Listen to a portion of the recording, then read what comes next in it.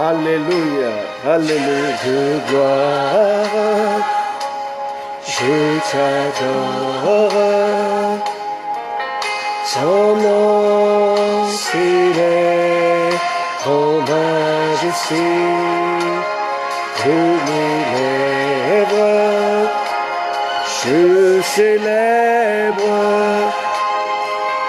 sa victoire, son règne, son autorité.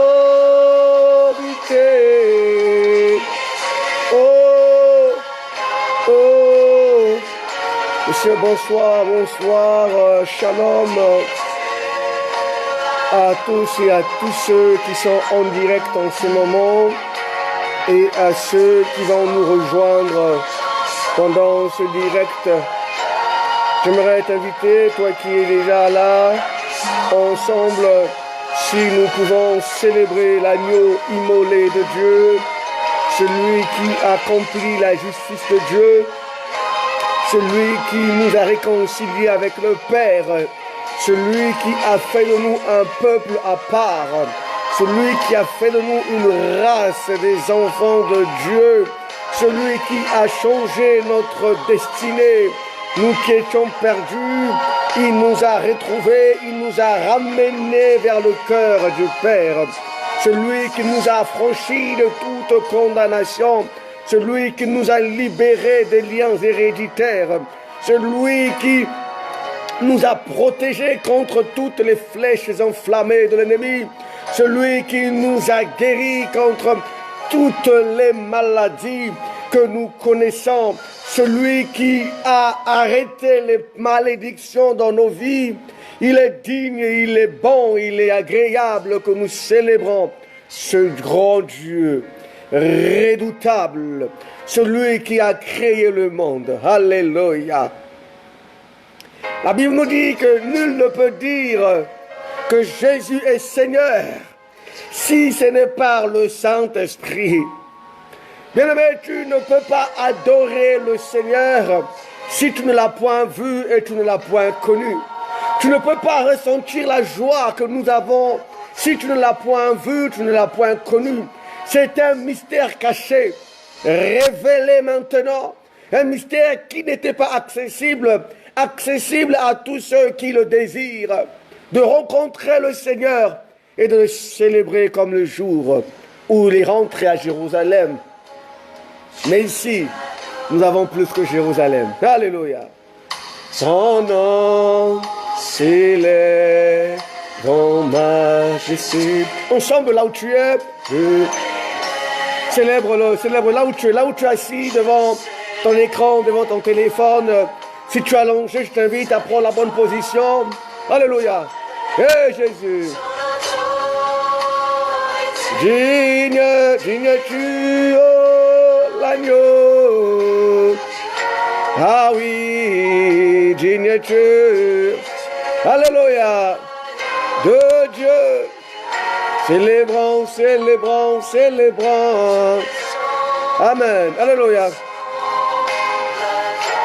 Oh oui, la bonté de ton Seigneur.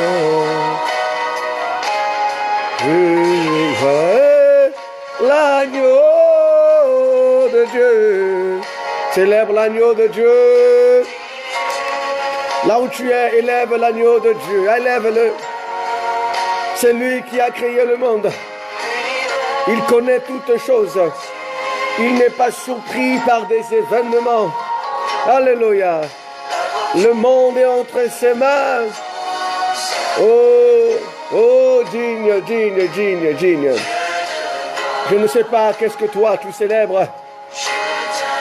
Les plaisirs de ce monde passeront. Les dieux de ce monde passeront. La gloire de ce monde passera.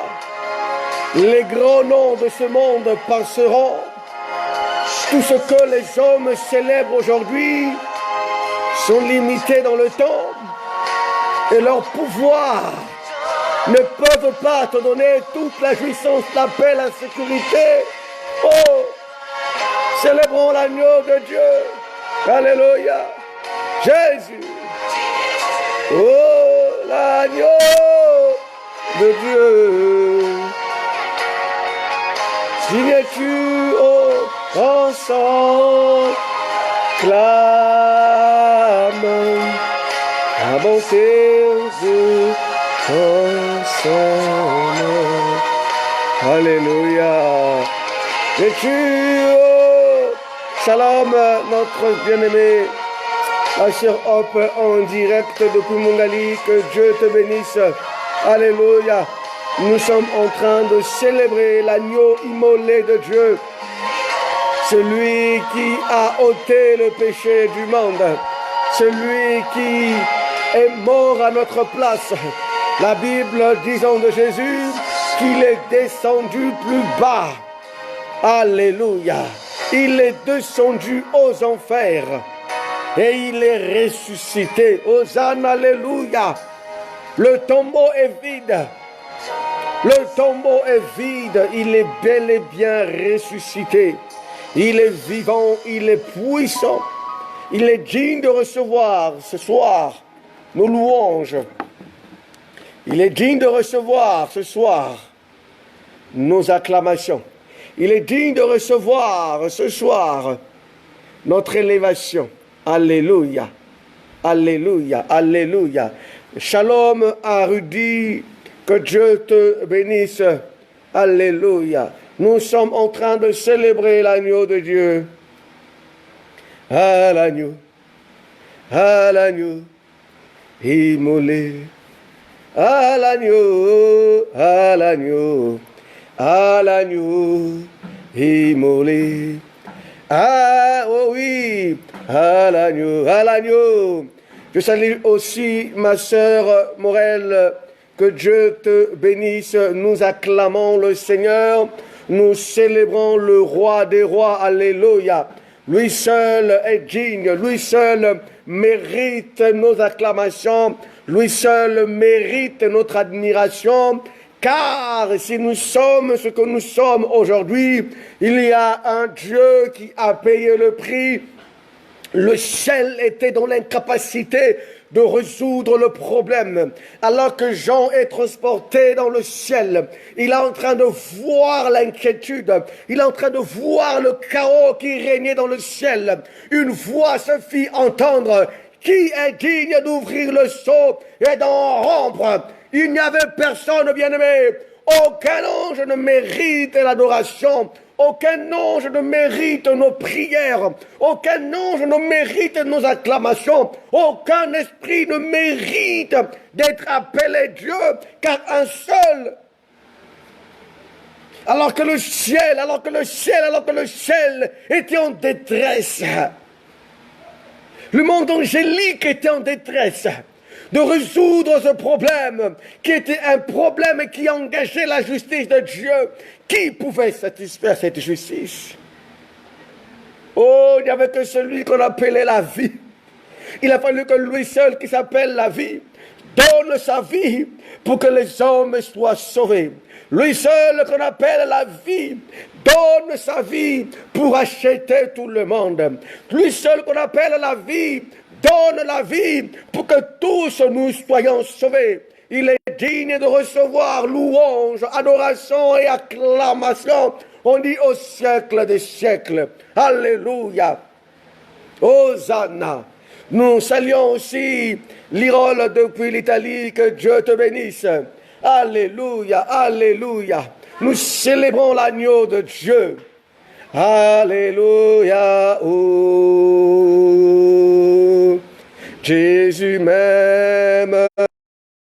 Alléluia, oh, Jésus m'aime, oh oui, alléluia, oh, alléluia, Jésus m'aime, alléluia, oh, alléluia, Jésus m'aime, oh oui, alléluia, alléluia, oh, alléluia, Jésus m'aime, alléluia, oh, alléluia, Jésus m'aime. Tu peux le dire là où tu es, tu peux le dire. Alléluia, oh, alléluia.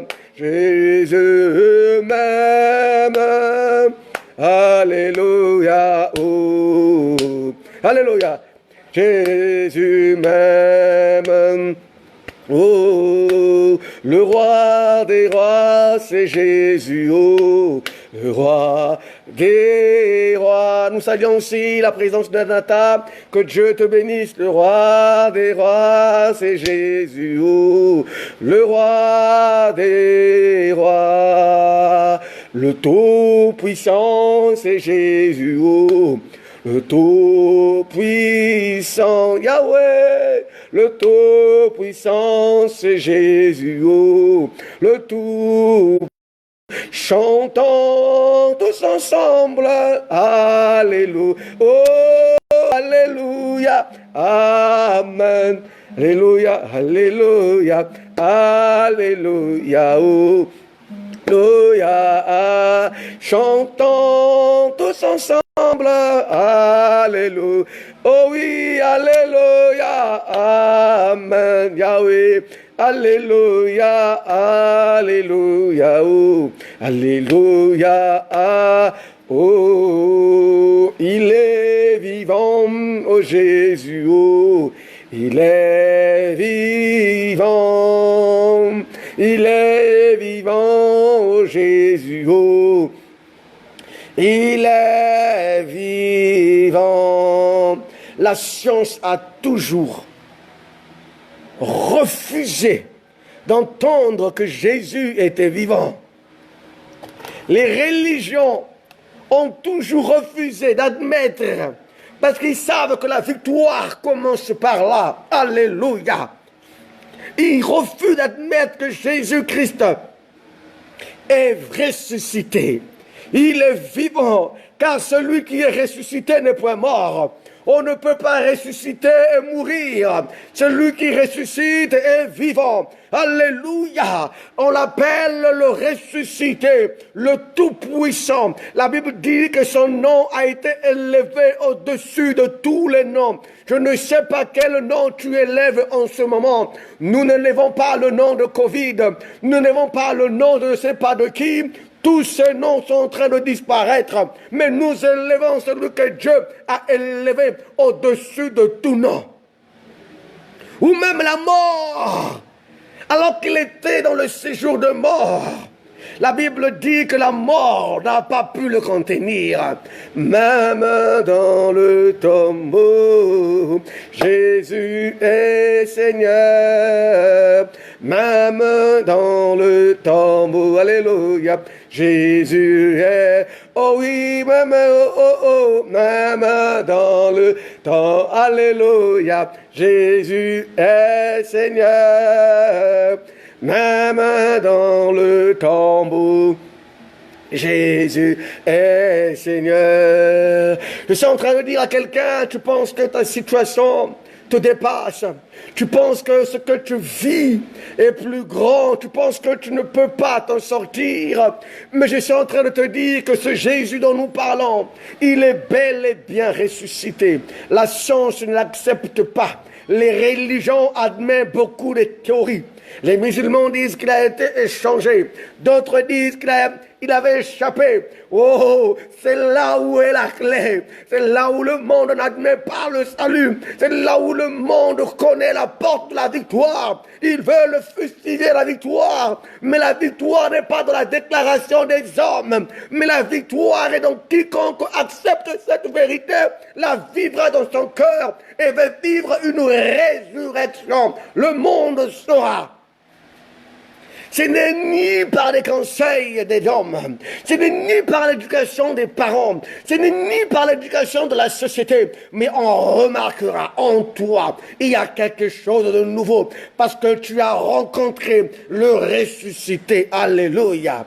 Galilée, Galilée, Galilée, je m'en vais à Galilée. Jésus a dit d'aller annoncer qu'il est ressuscité. Oh oui, victoire Alléluia, Alléluia, chantons, criant de joie, oh, que Jésus est sorti du oh, victoire, victoire. Ah, oh oui, Alléluia, chantons, triomphe de joie, oh oui, que Jésus est sorti du oh Galilée, Galilée, Galilée, Galilée, Galilée, je m'en vais à Galilée. Jésus m'a chargé d'aller annoncer à tous ses frères qu'il est ressuscité. Alors la joie de la résurrection, c'est ça notre vie. C'est ça le fondement de notre vie. Alléluia. Notre joie ne dépend pas des circonstances. Notre joie ne dépend pas de ce que nous entendons. Mais notre joie dépend de savoir que Christ est ressuscité et nous a pris à participer aujourd'hui à cette résurrection. Alléluia. Que le shalom de Dieu soit sur chacun de nous qui avons passé des moments de joie dans la présence du Seigneur, de célébrer, de le magnifier, de l'exalter. C'est pour dire à ton problème, Dieu, Jésus est plus grand que ce problème. J'aimerais dire à quelqu'un que Jésus est plus puissant. J'aimerais dire à quelqu'un, Jésus est l'homme de la solution. J'aimerais dire à quelqu'un, Jésus ne faillit jamais. Il ne faillit jamais. Il ne faillit jamais. Alléluia. Que Dieu nous bénisse. Nous allons enfin commencer notre thématique sur la fameuse question que nous avons développée pendant 2 séances. La première séance, nous avons présenté quelle était la position de l'homme. Nous avons dit que l'homme, avant la chute, avait une position qui lui mettait à l'image et à la ressemblance de Dieu. L'homme était au service de Dieu. L'homme était dans la sanctification avec le Père et que cette position lui permettait de vivre en communion et en harmonie avec Dieu. Et cette position ne lui a pas permis de connaître que le diable, Lucifer, était déjà déchu. Donc, dans cette position de communion, malgré que le diable existait, mais Adam ignorait l'existence du diable.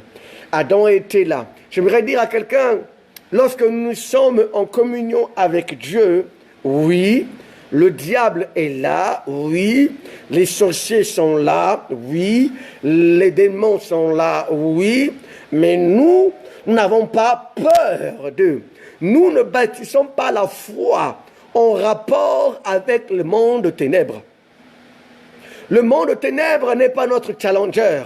C'est eux qui nous challengent. C'est eux qui courent après nous. C'est eux qui se posent à nous. C'est eux qui se lèvent à nous. Lorsque eux ils se lèvent à nous, toi qui es ressuscité, toi qui as expérimenté la résurrection, je dis bien la résurrection, je ne parle pas de toi qui es encore au pied de la croix, mais je dis de celui qui a expérimenté la résurrection, va se lever, va aplanir, va écraser, sans crainte, sans tremblement, toute la puissance de l'ennemi dans toutes ses formes. Il n'aura pas peur parce que la résurrection produit en nous de l'assurance. Donc nous, on ne vit pas en rapport avec le diable. On ne vit pas en rapport avec ses techniques. Il peut venir manigancer des choses pour venir nous troubler. Mais nous sommes plus que vainqueurs. Ça, c'est la vérité. Et donc, Adam, en Éden, ignorait que le diable était là. Son cœur était attaché à Dieu, parce que son cœur et ses oreilles et ses yeux ne voyaient que la gloire de Dieu. Autant où nous sommes, laissons de comprendre comment le monde de ténèbres fonctionne. Arrête de voir comment les démons sont nommés. Arrête de voir les histoires sur les démons. Arrête de chercher des signes de malédiction, mais cherche ce que tu es devenu en Christ Jésus. Cherche ce que Jésus a fait de toi. Cherche ce que Jésus a payé. Cherche à comprendre ce que tu es devenu. C'est la chose la plus essentielle et prioritaire pour nous. Et c'est ce que nous avons partagé le premier jour. Et le deuxième jour, nous avons présenté que Jésus était celui-là, le tout dernier Adam. Par principe d'identification, il a pris notre place et il nous a repositionnés dans des lieux célestes. Parce que le problème avec le diable et nous, c'est une affaire de position. De ce que les hommes appellent étoile. L'étoile n'est autre que l'élévation où Dieu a placé l'homme. C'est quelque chose de plus grand qu'on observe de loin mais qui brille. Nous sommes des étoiles. Nous sommes positionnés en haut avec le Père. La différence entre nous et les anges, c'est que les anges ne sont pas faits à l'image et à la ressemblance de Dieu. Alléluia. Mais nous, nous sommes faits à l'image et à sa ressemblance. Et Jésus est l'image de Dieu. Jésus est venu, il est mort à la croix pour nous. Et il est ressuscité. Et il a emmené plusieurs. Donc moi et toi, nous faisons partie aujourd'hui des frères que Christ a ramenés à la vie. Alléluia. Et donc ça c'était le deuxième jour de notre sujet. Alléluia. Et ce soir, nous allons encore poursuivre. Nous sommes dans le livre de Genèse au chapitre 3, sur la fameuse question du verset 9. La Bible dit, mais l'Éternel Dieu appela l'homme et lui dit, où es-tu? La question se pose ici. La question qui se pose ici, c'est Dieu qui pose la question à l'homme.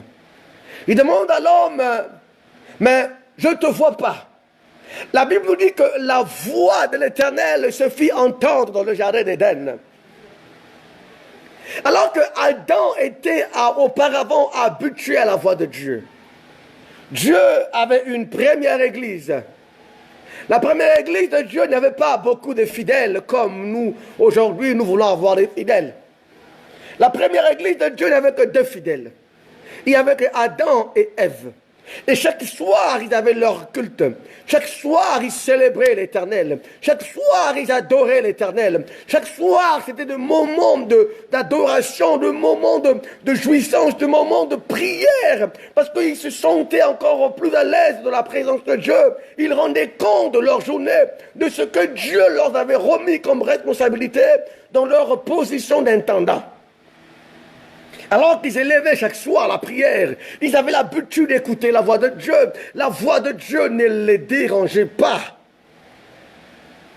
La voix de Dieu leur procurait du bien. La voix de Dieu venait pour les fortifier. La voix de Dieu venait pour les encourager. Mais la question se pose ici de où es-tu? Nous sommes dans le récit de la tentation, où le diable va se projeter dans le serpent.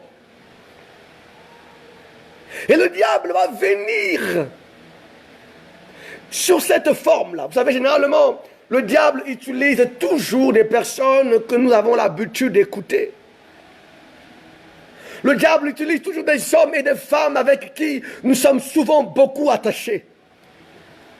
Le diable ne te parlera jamais sur une personne que tu n'as pas l'habitude d'écouter. La Bible nous dit que alors que Jésus annonçait ce qu'il doit subir, ce qui doit arriver afin que les Écritures s'accomplissent, le diable va se projeter dans Pierre. Pierre, croyant dire des bonnes choses, oublions que ce qui animait sa passion, ce qui animait sa réaction, n'était autre que la possession du diable en lui, voulant empêcher le salut des hommes. Jésus a dit à Pierre à haute voix, « Arrière de moi, Satan !» La position que tu occupes, elle dépend si tu es fidèle aux ordonnances de Dieu.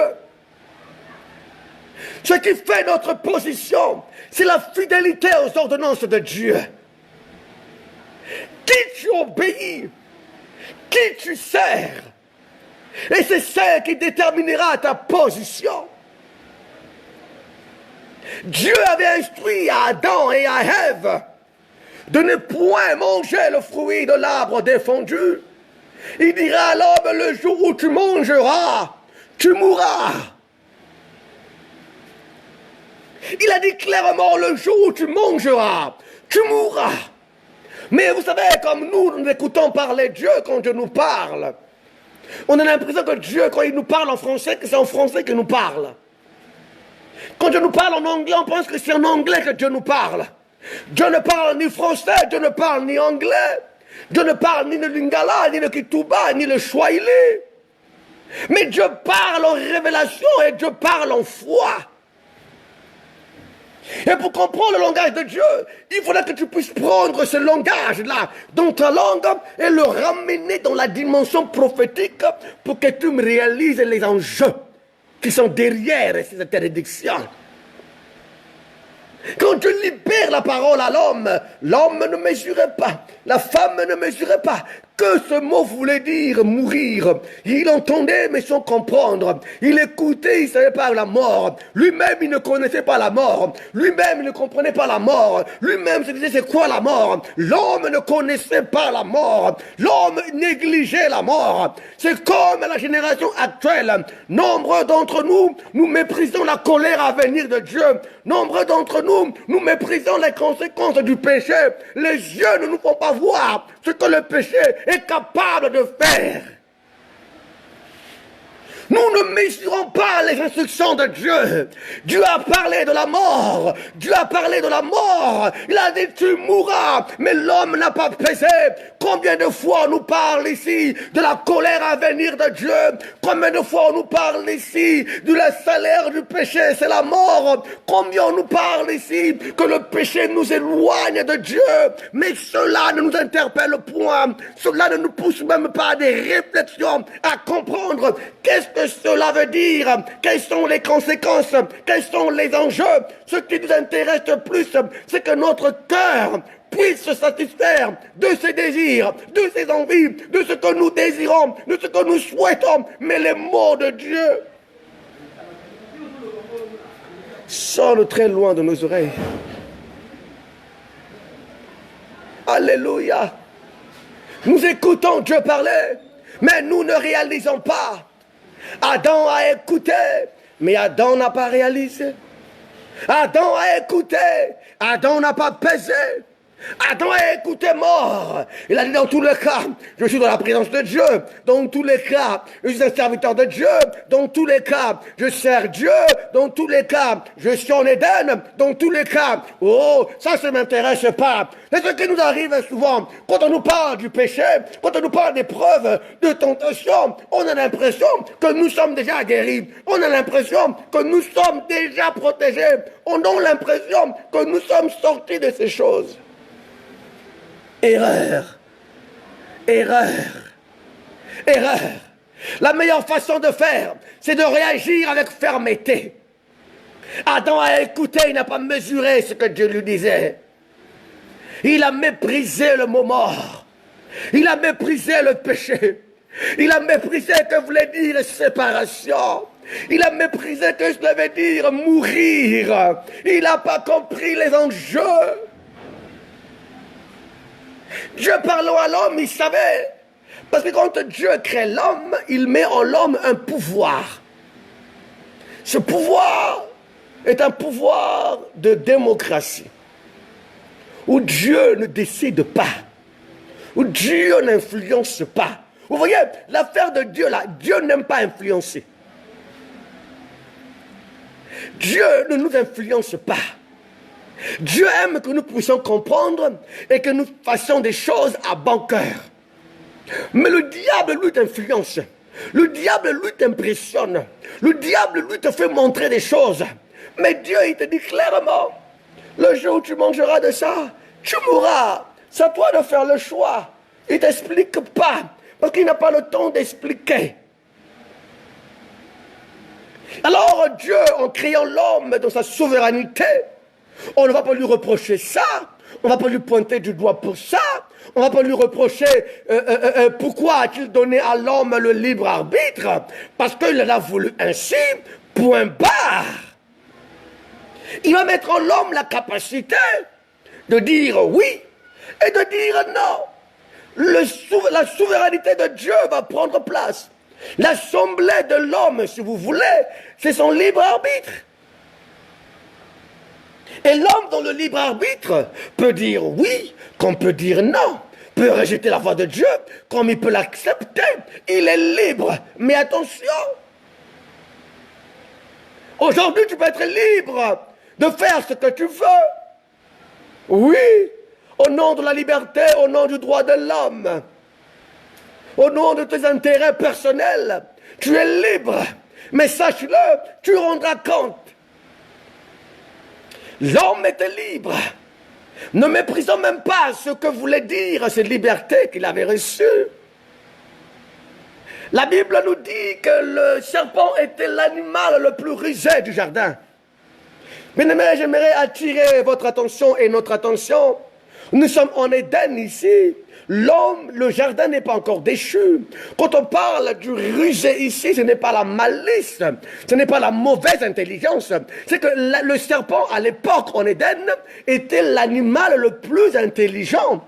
Il était sage et intelligent comparé avec d'autres de son espèce. Alors le diable est venu vers le serpent. Si Ève a eu le temps d'expliquer au serpent, à échanger avec le serpent, n'oublions pas que ces échanges-là n'étaient pas des échanges de hostilité amicale. Ça discutait, ça papotait, ça n'inquiétait pas l'homme, parce que le serpent était un ami de la maison. Le serpent était un ami de la famille. Le serpent était quelqu'un que la famille, le couple connaissait.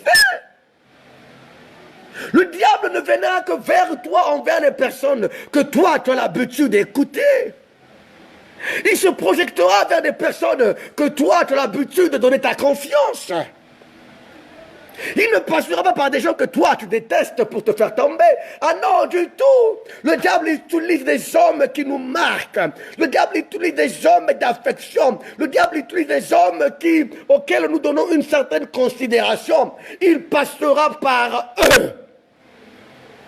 Pourquoi il passera par eux? Parce que le diable envie ta position. Parce que le diable combat ta position. Lui, il a toujours prié il a s'est rebellé, il s'est levé pour être à la place où nous sommes, toi et moi. Mais nous, parce que nous sommes enfants de Dieu, par la grâce de Dieu, Dieu nous a positionnés. Alléluia. Et la Bible nous dit, le diable s'est projeté dans le serpent. Il est rentré dans le serpent.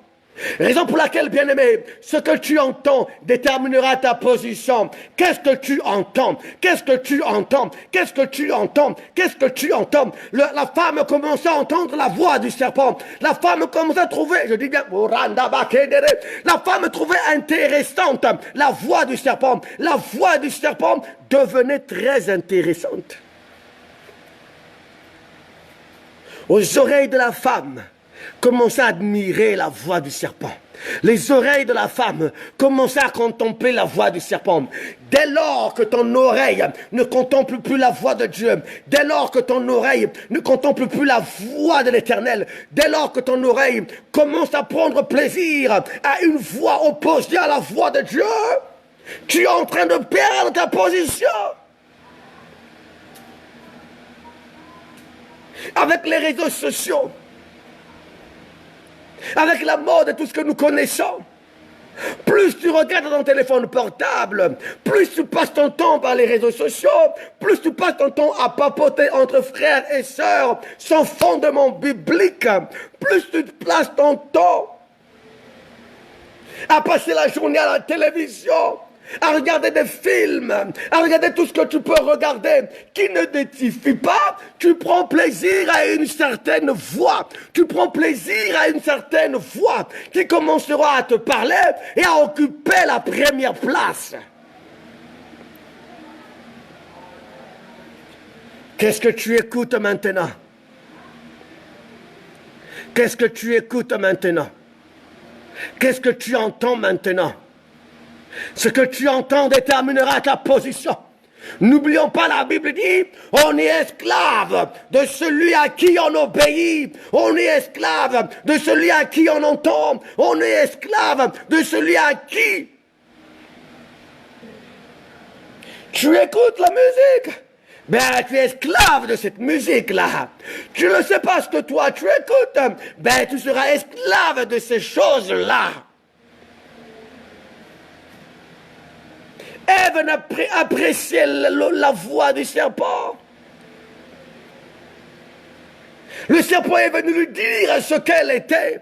Je suis en train de dire à quelqu'un, lorsque le diable vient te mentir, il te donne l'impression que Dieu t'a oublié, que Dieu t'a menti, que Dieu t'utilise, que Dieu te manipule, que Dieu est méchant, que Dieu te cache des choses, que Dieu te rejette, que Dieu te méprise. C'est le but pour lequel le diable est un rebelle. Quand il parle, sa voix suscite la rébellion.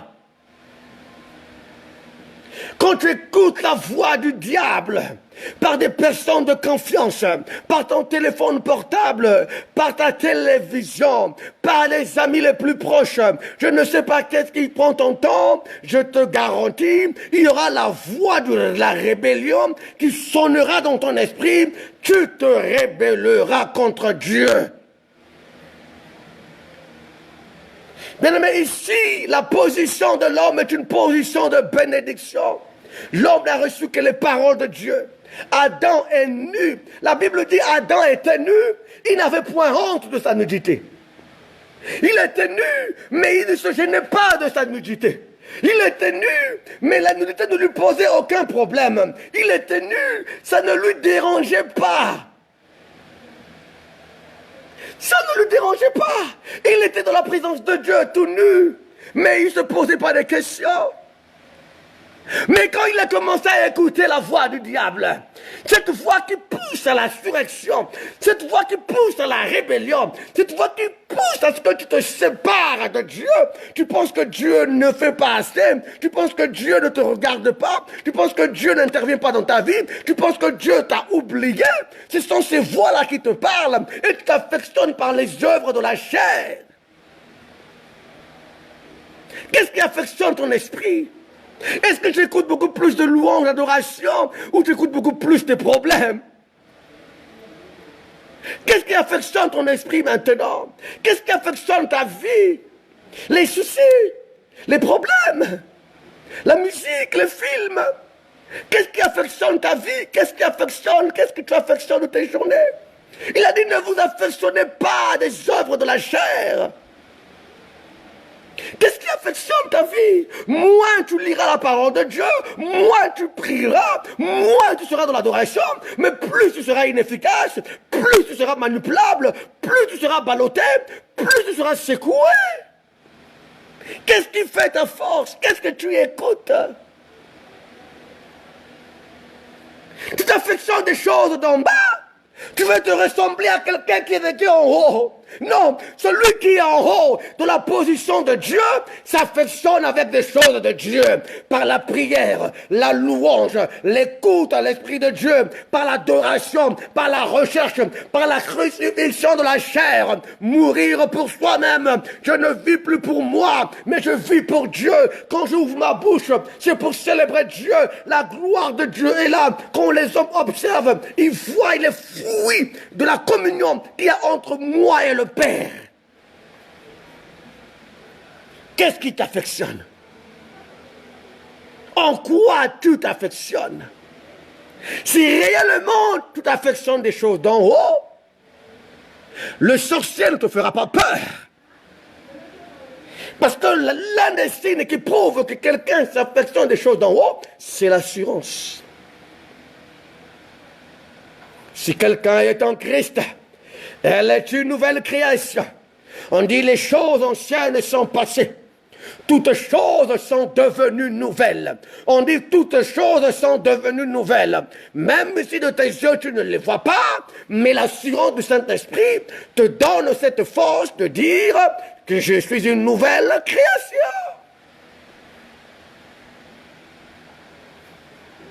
Adam est nu. Il n'a point honte. Parce qu'il s'affectionne des choses d'en haut. Et quand la femme a commencé à écouter la voix du diable, cette voix, le problème, ce n'est pas la pomme qu'il a mangée. Mais le problème, c'est qu'il a désobéi à la voix de Dieu.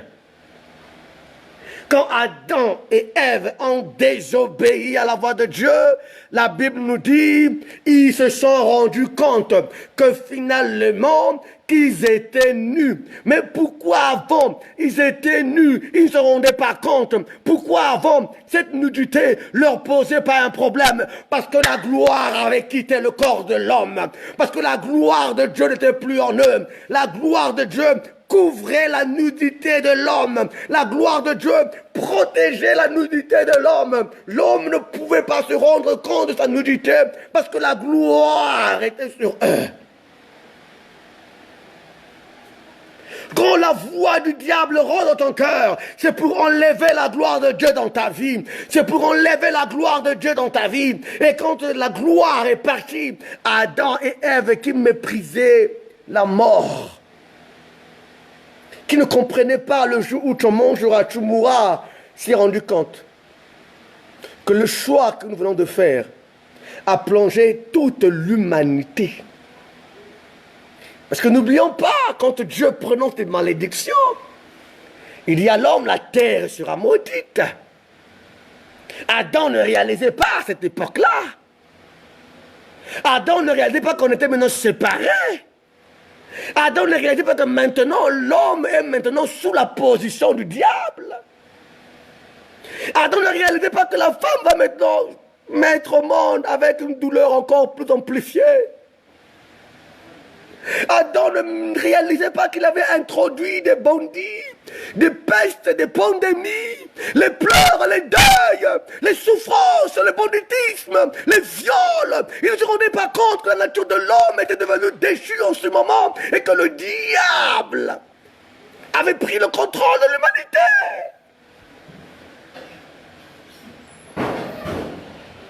Ce qui arrive aujourd'hui, ce n'est pas Dieu, c'est l'homme par son libre arbitre a fait le choix.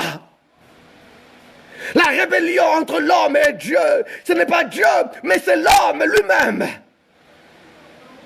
Adam ne réalisait pas, mais le diable savait. Quand le diable te pousse à l'erreur, après il t'abandonne, hein? Il te laisse, hein? Il n'est pas là. Hein? Quand Dieu sanctionne, lui, s'il est là. La nudité, ils en ont eu honte. Les signes qui montrent que tu as écouté la voix du diable, tu t'affectionnes des choses du diable, qui montrent que ta position n'est plus en haut, ta position est en bas. C'est que la Bible dit, quand ils ont entendu la voix de Dieu, ils ont eu peur. Regardez bien aimé dans le Seigneur, imaginez là seulement. Aujourd'hui, je dois prêcher. Alors, je me prends la tête avec mon épouse. En se chamaille avec mon épouse, je lui dis des gros mots et tout ce qui va avec. Je peux même la pousser, elle tombe. Après, on m'appelle, pasteur, oui, viens prêcher.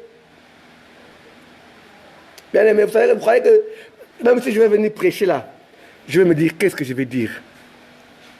Qu'est-ce que je vais leur dire? Et Saint-Esprit, soutiens-moi, oh. Et Saint-Esprit, protège-moi, oh. Pourquoi? Parce que je viens de poser un acte qui, au préalable, m'éloigne de Dieu.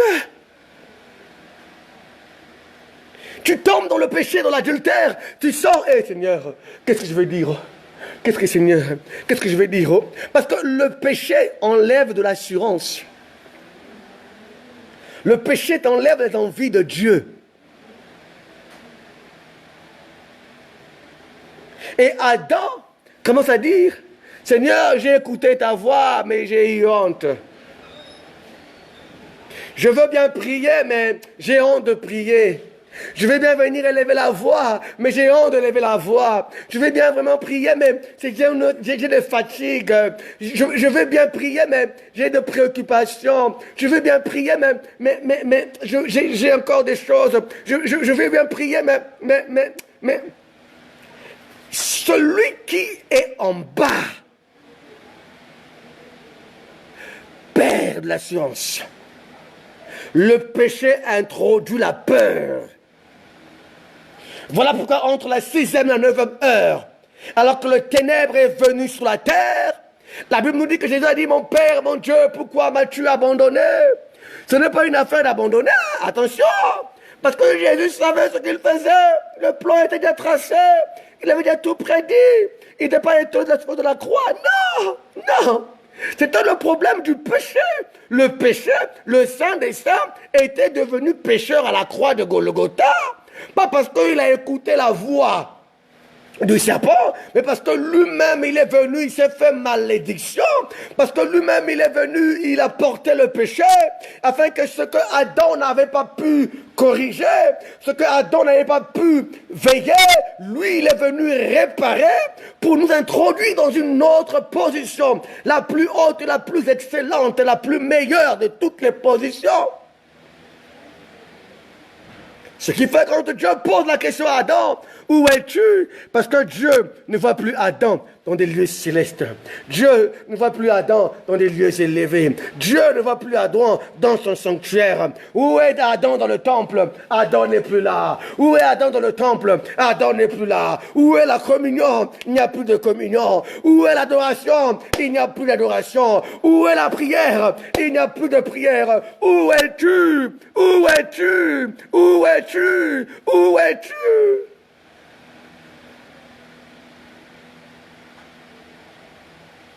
Le mensonge est là. La manipulation est toujours là. La vie du monde est toujours là. Tout ce que tu connais ta vie, comment tu l'amènes. Hein? Nous avons hérité d'Adam. Lorsque nous naissions de ce monde, on est des pécheurs. Ce n'est pas une affaire, oh non, comme moi, je n'ai pas dans les sorcelleries, moi, je ne suis pas dans les choses du monde, moi, je ne suis pas démon, moi, je ne suis pas occultiste. Donc, c'est fort, bien-aimé. Quand tu nais, tu es pécheur. Parce que Adam avait perdu. Et Dieu était à la recherche de l'homme. Et Dieu était à la recherche de l'homme. Adam était perdu. Il a dit, je suis venu chercher les brebis égarées. Nous sommes ces brebis égarées que Dieu cherche toujours. Où es-tu? Tu es encore dans ces histoires-là? Tu es encore dans l'alcool? Tu es encore dans l'impudicité? Tu es encore dans le mensonge? Tu es encore dans la colère? Tu es encore dans quoi? Dans l'orgueil? Oh, coronavirus vient de nous montrer que vanité de vanité. Les vestes sont là, mais enfermées dans des gardes-linge. Porte la veste, on va voir où est-ce que tu vas avec la veste. Prends ta voiture, on va voir où est-ce que tu vas avec la voiture. Et l'argent, qu'est-ce qu'on fait avec? Pendant ce temps, on nous a montré la vanité des vanités. Seul Christ est le but pour lequel nous existons. Alors, en quoi tu t'affectionnes? Où es-tu? As-tu honte de Dieu? Dieu a honte. Ce n'est pas une affaire de naître de non, non. C'est une affaire quand tu nais de ce monde, tu es pécheur. Il n'y a que deux camps. Il y a le camp de ceux qui sont nés d'Adam. Il y a le camp de ceux qui sont nés de Christ. Il n'y a que ça. Aussi longtemps que tu n'as pas reçu Jésus comme Seigneur et Sauveur, tu es encore perdu. Et que si tu le reçois et que tu ne persévères pas, tu peux encore être perdu. Rien n'est acquis, persévérant par la prière. Si tu es d'en haut, affectionne-toi des choses d'en haut. Si tu es en bas, alors Dieu te tend la main sur moi ce soir. Alléluia. Où es-tu?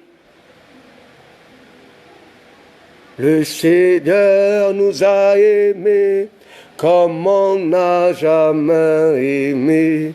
Il nous guide chaque jour comme une étoile dans la nuit. Quand nous partageons le pain, il nous donne son amour.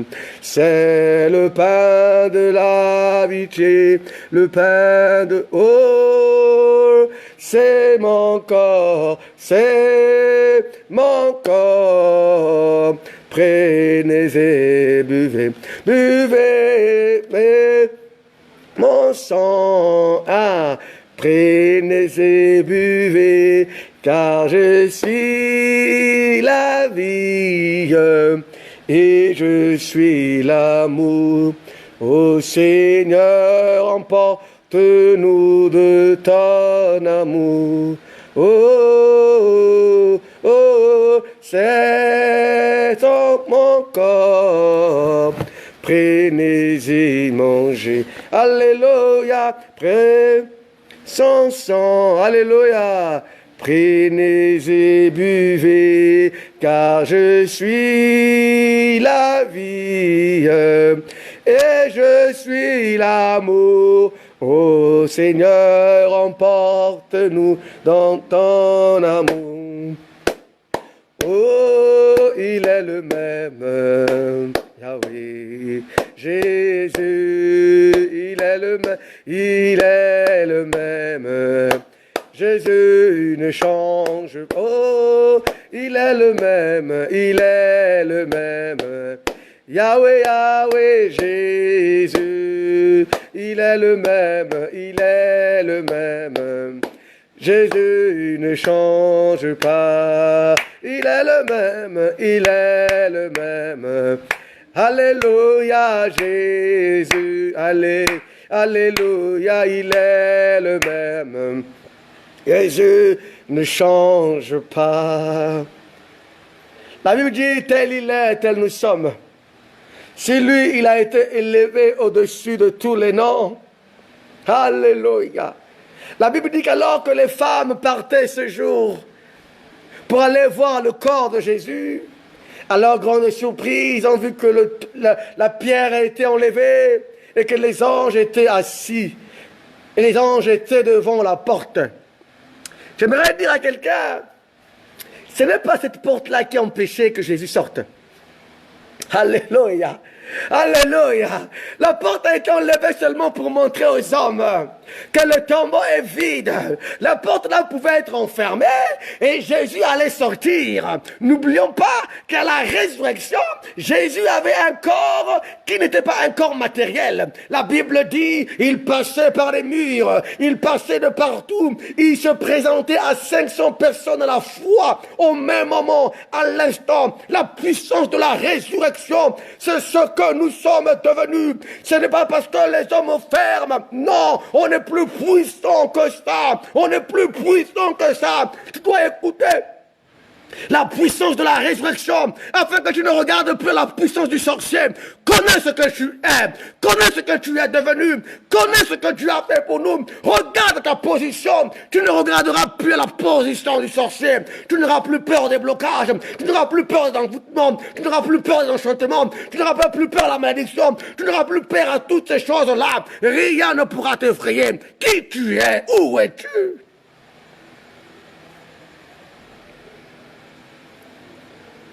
Où es-tu? À la résurrection, le tombeau était vide. Cela n'a pas empêché Jésus. C'est pas ça le but. Il pouvait sortir. Il était peut-être sorti. Mais les anges ont juste montré aux femmes qu'il n'est plus là. Ce n'est pas ça qu'a fait ce que Jésus, en enlevant la tombe et que Jésus sorte. Non, c'est pas ça.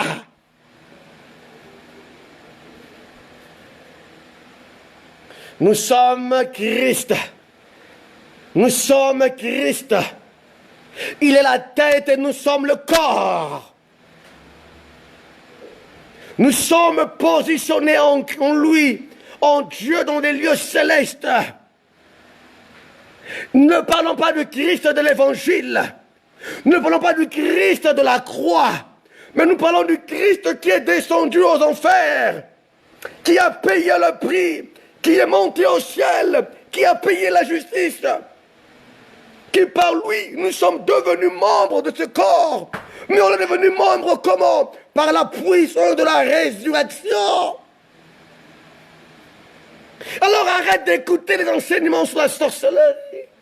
Arrête d'écouter les enseignements sur l'envoûtement. Arrête de voir que tes rêves que tu fais, que le diable te oh, j'ai rêvé ceci, j'ai vu ceci, oh secours, et continue à courir, continue à avoir peur, ils s'en moquent de toi, tu ne connais pas qui tu es, où es-tu? Nous sommes élevés en Christ, en Dieu, dans des lieux célestes, la mort n'a plus de pouvoir, oh mort, où est ton aiguillon? Le diable a été dépouillé à la croix de Golgotha, le pouvoir du péché a été crucifié à la croix de Golgotha, la victoire pouvoir est entre nos mains. Il a fait de nous des races de fils de Dieu. Est-ce que tu as besoin d'écouter? Tu as besoin d'écouter ce que tu es, afin que tu t'affectionnes des choses d'en haut. Alors, où es-tu? Te caches-tu de la présence de Dieu? Ou la présence de Dieu te fait du bien comme David? Alléluia. Voilà, bien-aimés dans le Seigneur, répondre à la question de où es-tu était de redonner force, vie, de redonner le revêtement de la gloire que Adam avait perdu en Éden. Vous savez, Jésus, alors qu'il était encore humain comme Adam, on peut dire nu, on dit il n'avait ni d'éclat, ni de regard pour attirer, il n'avait pas de forme. Un jour, il a pris 3 de ses disciples, ils sont allés dans la montagne de la transfiguration. Ses disciples ont observé une gloire en lui apparaître. Après, il leur dira, ne dites à personne ce que vous avez vu. Alléluia. Et cette gloire-là, nous l'avons revêtue par la puissance du Saint-Esprit au moyen de la foi en croyant Jésus comme Seigneur et Sauveur. Tu es plus que vainqueur. Tu es au-dessus de toutes choses. Tu es au-delà de toutes choses. Comme je l'ai dit hier, si le sorcier mange la chair, boit le sang humain, toi et moi, nous mangeons Dieu. Et nous buvons le sang de Dieu. Entre le sorcier et nous, qui est plus sorcier? Alors, si tu réponds à ta question, tu peux dormir en paix. Si tu as peur de la nuit, tu as peur du sorcier, parce qu'il te manque le Saint-Esprit seulement. Le Saint-Esprit produit de l'assurance. Pierre, qui était en bas, a régné le Seigneur. Mais quand il a revêtu la puissance, quand il a revêtu sa position, il n'avait plus peur. Paul a dit, la mort est un gain, parce qu'il sait qu'il a triomphé, qu'il a vaincu toutes choses. Alléluia. Alors là, si tu as été béni, nous pouvons acclamer le Seigneur là où tu es. Si tu as été béni, nous bénissons le Seigneur, car la mort ne peut plus rien contre nous, la maladie ne peut rien contre nous, mais ça ne nous empêche pas de prendre les mesures de protection. Alléluia. Se laver les mains, se protéger et être à l'abri de l'infection. Dieu est vivant et il nous aime. Nous allons rendre grâce à Dieu. Seigneur, nous t'aimons et nous te disons merci pour ces temps de partage, pour ces temps de communion. Nous voulons aussi bénir toutes les familles qui nous ont suivis via ce direct. Seigneur, nous te bénissons pour les cœurs qui, hier, s'affectionnaient encore sur des choses de la chair, qui s'affectionnaient encore sur des choses de ce monde, qui est en train de détruire leur âme. Nous te bénissons parce que tu as interpellé chacun de nous à revenir à l'essentiel. Tout est utile, mais tout n'est pas permis. Une seule chose est prioritaire pour nous, toi. Tu es le but de notre vie. Toi, tu es le but de notre existence. Alors, Père, que notre cœur brûle pour toi, que notre cœur puisse bouillonner pour toi seulement, parce que nous voulons seulement te servir. C'est vrai que Seigneur, nous le disons, Seigneur, Seigneur, Seigneur, mais nous ne pesons pas les mots, les enjeux. Si Adam pouvait se rendre compte que par l'acte qu'il avait posé, il a plongé l'humanité dans le chaos, il allait réfléchir plusieurs fois et il allait rejeter la voie du diable. Le Seigneur Christ a réalisé ces choses et nous bénissons ton Saint-Nom, nous bénissons ton Saint-Nom, parce que nous voulons que nos cœurs brûlent pour toi. Alléluia. Béni soit ton nom, bénis toutes les familles, par le nom de Jésus, nous disons Amen. Alors nous bénissons toutes les familles qui nous ont suivis. Nous sommes en direct du Centre chrétien de restauration, Assemblée de Brazzaville. Nous bénissons le pasteur France qui était avec nous. Nous bénissons aussi mon épouse qui était là. Nous bénissons aussi Rudy. Nous bénissons aussi Lirol, le frère Bresnan. Nous bénissons tous ceux, la liste elle est longue, elle est nombreuse, tous ceux qui ont été en direct maintenant. Que la paix de Dieu soit avec vous et que le Seigneur Jésus vous bénisse. Ciao.